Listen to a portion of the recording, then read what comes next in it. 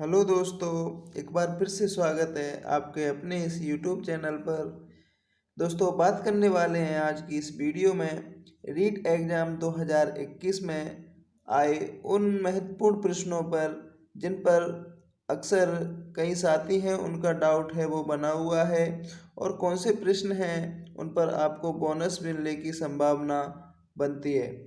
दोस्तों, आज की इस वीडियो में हमने उन्हीं प्रश्नों को शामिल किया है जो छात्रों द्वारा पूछे गए हैं, और हमने जो पुरानी वीडियो बनाई गई हैं उन पर कमेंट बॉक्स के माध्यम से हमारे कई साथी हैं उन्होंने उस प्रश्नों को पूछा है। तो साथियों, इस वीडियो में हमने उन्हीं प्रश्नों को शामिल किया है जो पिछली वीडियो के माध्यम से कई साथी हैं उन्होंने कमेंट के माध्यम से पूछे थे। साथियों, एक बात बता दूं मैं आपको कि इसी प्रकार हमने कई बोनस वाले और डाउटफुल वाले प्रश्नों पर चर्चा की है पिछली वीडियो के माध्यम से। अगर आपने नहीं देखी है तो उन पुरानी वीडियो को जरूर देखिएगा ताकि आपके जो भी प्रश्न पर डाउट हो वो आपका क्लियर हो सके। साथियों, इसी प्रकार डाउटफुल प्रश्नों पर या विवादित प्रश्न आपको लगते हैं कि और आपको लगता है कि जिस प्रश्न पर आपको बोनस मिल सकता है, तो जिस पर डाउट है तो आप कमेंट बॉक्स में उस प्रश्न को डाल सकते हैं। मेरे द्वारा आपके उस हर एक प्रश्न का जवाब दिया जाएगा। साथियों, समय का थोड़ा अभाव है क्योंकि टाइम कम मिलता है, लेकिन फिर भी मैं आपके हर एक प्रश्न का जवाब देने की कोशिश करूंगा। तो आपका जिस भी प्रश्न पर डाउट हो वो आप कमेंट बॉक्स में ज़रूर डाल दीजिएगा। चलिए शुरू करते हैं आज की इस वीडियो को। उससे पहले मैं आपसे एक रिक्वेस्ट करना चाहूँगा कि अगर किसी भी साथी ने अभी तक हमारे चैनल को सब्सक्राइब नहीं किया है तो सब्सक्राइब करके ज़रूर रखिएगा। बेल के आइकन को भी दबा लीजिएगा ताकि आने वाली हर एक वीडियो है उसका नोटिफिकेशन है वो आपके पास आ सके। साथियों, कुछ ही दिनों में आपकी जो आंसर की है वो भी जारी हो जाएगी, और इसी प्रकार की जो सूचना है रीट से संबंधित या इसी बोनस प्रश्नों से संबंधित जो भी चर्चा हमारे चैनल पर की जाती है, तो ये सभी खबर प्राप्त करने के लिए हमारे चैनल को सब्सक्राइब करके जरूर रखिएगा। वीडियो को लाइक शेयर भी कीजिएगा ताकि अन्य साथी भी इस प्रश्न को देख सकें। चलिए साथियों, शुरू करते हैं आज की इस वीडियो को। अब साथियों, ये प्रश्न है, देखिए, ये प्रश्न भी काफ़ी विवादित है और इस प्रश्न में दो उत्तर हमें देखने को मिलते हैं। चलिए पहले प्रश्न को देख लेते हैं। साथियों, प्रश्न क्या है? प्रश्न है कि वे मेरे घर आएंगे। जी हाँ, वे मेरे घर आएंगे क्योंकि उन्हें अजमेर शहर घूमना है। रचना की दृष्टि से यह वाक्य किस प्रकार का है? साथियों, आपके सामने ये वाक्य दे रखा है और रचना की दृष्टि से पूछ रहा है कि ये वाक्य किस प्रकार का है। सवाल यहाँ खड़ा होता है साथियों कि इस प्रश्न में दो आंसर हमें देखने को मिलते हैं।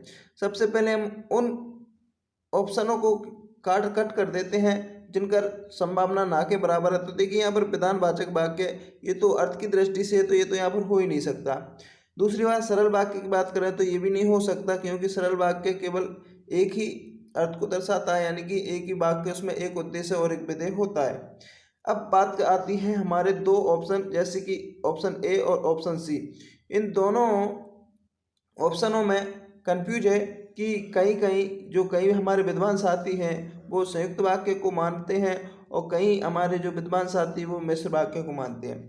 देखिए साथियों, प्रश्न को एक बार और देख लेते हैं कि वे मेरे घर आएंगे क्योंकि, अब ये क्योंकि शब्द से जुड़ा हुआ है, क्योंकि शब्द से जुड़ा हुआ है और उन्हें अजमेर शहर घूमना है। अब देखिए, कोई बताता है कि क्योंकि शब्द है वो एक अव्यय के तौर पर काम कर रहा है, जोड़ने के समुच्चय बोधक अव्यय के तौर पर काम कर रहा है, जोड़ने के लिए दो वाक्यों को जोड़ने का काम कर रहा है, इसलिए यहाँ पर संयुक्त वाक्य बता रहे हैं। अब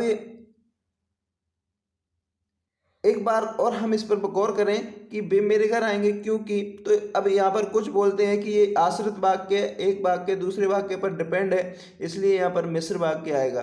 तो साथियों, मैं बता दूं, इसका जो प्रमाण है मैं आपके पास लेकर के आया हूँ। RBSC की जो बुक है रचना प्रबोध, आपने पढ़ी होगी, 9 से 12वीं तक की रचना प्रबोध है, उसमें ये प्रश्न एज इट इज दिया हुआ है, तो उस पर हम चर्चा करने वाले हैं। देखिए साथियों, ये आपकी रचना प्रबोध की जो बुक हिंदी की 9 से 12वीं व्याकरण है उसमें है, और कक्षा 8 की बुक में भी ये ऐसा प्रश्न दिया हुआ है।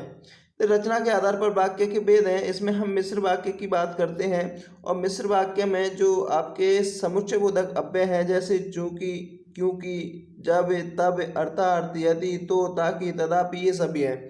तो साथियों यहाँ पर क्योंकि ये मिश्र वाक्य के अंतर्गत दे रखा है और यही उदाहरण एज इट इज इसने यहाँ पर लिखा हुआ है कि वे मेरे घर आएंगे क्योंकि उन्हें अजमेर शहर घूमना है।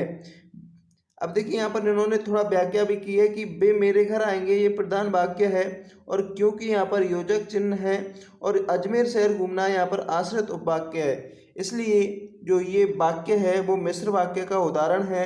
बोर्ड की बुक के अनुसार मिश्र वाक्य माना है, तो मैं भी यहाँ पर मिश्र वाक्य की तरफ ही जाऊँगा।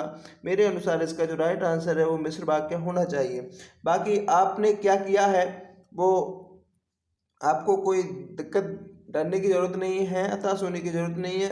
बोर्ड जो मानेगी वही आपका राइट आंसर माना जाएगा। तो नेक्स्ट प्रश्न की ओर बढ़ते हैं साथियों। अगला प्रश्न है, अब ये प्रश्न है हमारे एक साथी ने कहीं शायद कमेंट बॉक्स में लिखा था कि सर गृह लक्ष्मी में कौन सा समास आएगा, हमें डाउट है। तो देखिए मैंने उस प्रश्न को यहाँ शामिल किया है कि जो गृह लक्ष्मी है उसमें कौन सा समास है। साथियों ये प्रश्न है संस्कृत सेकंड लेवल की जो लैंग्वेज सेकंड है उसमें आया है, गृह लक्ष्मी का समास पूछ रहा है। अब साथियों आपने अगर यहाँ पर इसमें जो गद्यांश आया था वो पढ़ा होगा तो उसमें लिखा था कि गृहस्य लक्ष्मी, उसके जो विशिष्ट इसमें बताया गया था। तो देखिए गृह लक्ष्मी का अगर हम हिंदी अर्थ देखें तो होता है घर की लक्ष्मी। क्या होता है? घर की लक्ष्मी। और का की के जहाँ पर जुड़ जाता है तो का की के जहाँ पर जुड़ जाएगा तो यहाँ पर जो षष्ठी तत्पुरुष समास है वो हो जाएगा। अब देखिए साथियों यहाँ पर कहीं कहीं जो विद्वान साथी हैं वो अव्ययीभाव समास भी बता रहे हैं, लेकिन अव्ययीभाव समास की ओर मैं नहीं जाऊँगा। मेरे अनुसार यहाँ पर ऑप्शन नंबर सी होना चाहिए, तत्पुरुष समास, और तत्पुरुष समास में भी षष्ठी तत्पुरुष समास होना चाहिए। बाकी बोर्ड क्या मानती है साथियों, ये आंसर की आने के बाद हमें क्लियर होगा। आपने क्या लगाया है वो आप कमेंट बॉक्स में लिख करके बताइएगा। चलिए साथियों नेक्स्ट क्वेश्चन की ओर बढ़ते हैं। अगला प्रश्न आता है, ये भी प्रश्न काफ़ी विवादित है साथियों, और इस प्रश्न में समास का विग्रह पूछा है। क्या पूछा है? समास का विग्रह पूछा है। क्वेश्चन की ओर एक बार नज़र डालते हैं कि बिहार बनम इत्यस्य समास विग्रहो विद्यते। साथियों इसके अगर हम शाब्दिक अर्थ की ओर देखें, इसमें भी ये भी गद्यांश में दिया हुआ है, और अगर हम गद्यांश के तौर पर देखें तो बिहार से बने, उसमें कुछ एक गद्यांश दिया था। तो इसमें पूछा है कि बिहार बनम, यानी कि बिहार का अर्थ होता है घूमना। क्या होता है? घूमना या घूमने के लिए बन। यहाँ पर घूमने के लिए बन से अगर हम लेते हैं तो घूमने के लिए बन से लेंगे तो यहाँ पर बिहाराय बनम आ जाएगा। और अगर हम इसका शाब्दिक अर्थ इस प्रकार लेते हैं कि घूमने का बन, क्या लेते हैं? घूमने का बन लेते हैं, तो यहाँ पर षष्ठी तत्पुरुष समास हो जाएगा। बिहारस्य बनम इसका जो यहाँ पर समास विग्रह है वो देखने को मिलेगा। लेकिन साथियों यहाँ पर ये दो प्रश्नों पर तो कोई विवाद नहीं है, दो उत्तरों पर तो कोई विवाद नहीं है। ऑप्शन ए और ऑप्शन सी पर यहाँ पर विवाद बना हुआ है कि कोई बिहाराय बनम बता रहा है और कोई बिहारस्य बनम बता रहा है। तो साथियों बिहार यानी कि घूमने के लिए बन और घूमने का बन, तो घूमने के लिए बन और घूमने का बन। अब आप इसमें बताइए कि आपके अनुसार क्या हो सकता है इसका राइट आंसर। लेकिन मेरे अनुसार यहाँ मैं घूमने के लिए बन अर्थात ऑप्शन ए बिहाराय बनम की ओर जाऊँगा, क्योंकि घूमने के लिए बन होना चाहिए गद्यांश के अनुसार। तो आपका अनुसार आपका इसका जो राइट आंसर है वो क्या होगा, आप कमेंट बॉक्स में लिख करके ज़रूर बताइएगा। मेरे अनुसार मैं ऑप्शन ए की ओर जाऊंगा। बाकी बोर्ड क्या मानती है वो आंसर की आने के बाद पता चल ही जाएगा। जल्द ही 2 से 4 दिन के अंतर्गत आपकी आंसर की है वो भी देखने को मिल जाएगी साथियों। नेक्स्ट प्रश्न की ओर बढ़ते हैं साथियों। जिस भी क्वेश्चन पर डाउट हो वो भी आप अपने एक बार फिर से कमेंट बॉक्स में डाल दीजिएगा। हमारे द्वारा आपके हर एक प्रश्न का उत्तर है वो दिया जाएगा। साथियों ये प्रश्न है, समादरो इत्यत्र पदस्य संधि विच्छेद भविष्यति। ये प्रश्न कोई काम का प्रश्न नहीं है। इस प्रश्न पर तो आपको बोनस मिलना चाहिए, क्योंकि ये प्रश्न संधि विच्छेद पूछ रहा है। जबकि समादर शब्द में कोई संधि विच्छेद नहीं होता है। समादर शब्द में एक संयोग का भाव देखने को हमें मिलता है, न कि संधि का भाव देखने को मिलता है। तो देखिए दोस्तों, अगर इस पर देखा जाए तो आपत्ति लगती है तो इस पर 1 नंबर बोनस आपको मिलेगा। जबकि अगर बोनस भी नहीं देता, अगर बोर्ड बोनस नहीं देती है तो इसका राइट आंसर मानती है, तो इसका right answer option number A हो जाएगा, सम प्लस आदरा। अब देखिए, अगर इसमें एक संधि आती है, आपने पढ़ी हो अनुस्वार संधि, उसके अंतर्गत क्या होता है कि जो आपका स्वर होता है वो पूरा होता है, लेकिन यहाँ पर आधा दे रखा है। अगर यहाँ पर सम प्लस आदरा होता तो यहाँ पर ये मैं पूरा होता तो यहाँ पर समादरो बन जाता, तो वहाँ पर अनुसार संधि हो जाती थी। लेकिन यहाँ पर सम उपसर्ग दे रखा है, अलंत वाला दे रखा है, तो यहाँ पर संधि न होकर के संयोग का भाव होगा। इसमें अगर हम उपसर्ग की बात करें तो 2 उपसर्ग हमें देखने को मिल जाएंगे, एक सम उपसर्ग और एक आ उपसर्ग। चलिए ये साथियों, ये प्रश्न आपका क्लियर हो गया होगा। नेक्स्ट प्रश्न की ओर बढ़ते हैं। अगला आपका प्रश्न आता है, अब देखिए इस प्रश्न पर भी काफ़ी डाउट है। रुचि सिद्धांत संदर्भे यावत् छात्रेषु सक्रिय रुचिनं भविष्यति तावत् शिक्षकस्य सर्वोत्तमं कार्यं पूर्णं न भविष्यति इति केन पाश्चात्य विदुषा कथितम्। अब देखिए, ये एक रुचि के सिद्धांत से संबंधित है, जिसमें छात्र क्या है, सक्रिय रुचि के माध्यम से किसी विषय वस्तु को देखते हैं, समझते हैं, और शिक्षक है, तभी शिक्षक है वो सर्वोत्तम कार्य को पूर्ण न कर करके। तो ये जो कथन है वो किस विद्वान द्वारा कहा गया है? अब देखिए साथियों, यहाँ पर ये 2 उत्तर तो यहाँ देखने को नहीं मिलते हैं। उत्तर ऑप्शन 2, ऑप्शन नंबर ए और ऑप्शन नंबर बी, ये 2 हमें देखने को मिलते हैं। कोई पिंटसेट महोदयन बताता है और कोई हेराल्ड ई पामर महोदयन बताता है।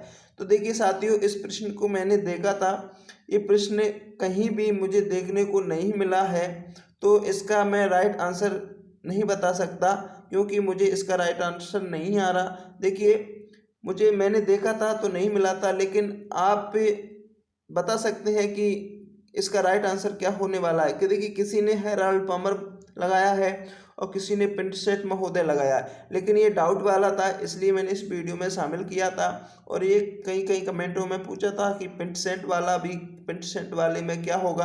तो देखिए, अगर मेरी बात की जाए तो मैं पिंटसेट महोदय की तरफ जाऊंगा, क्योंकि पिंटसेट महोदय कई अधिकतर विद्वान हैं, वो हमारे बता रहे हैं, लेकिन मैं श्योर नहीं हूँ। बाकी बोर्ड इसका क्या आंसर मानेगी उसके बाद हमें पता चल जाएगा। चलिए साथियों, नेक्स्ट क्वेश्चन की ओर बढ़ते हैं। अगला प्रश्न आता है आपका कि संस्कृत शिक्षणस्य प्रथम सोपानम भवेत्।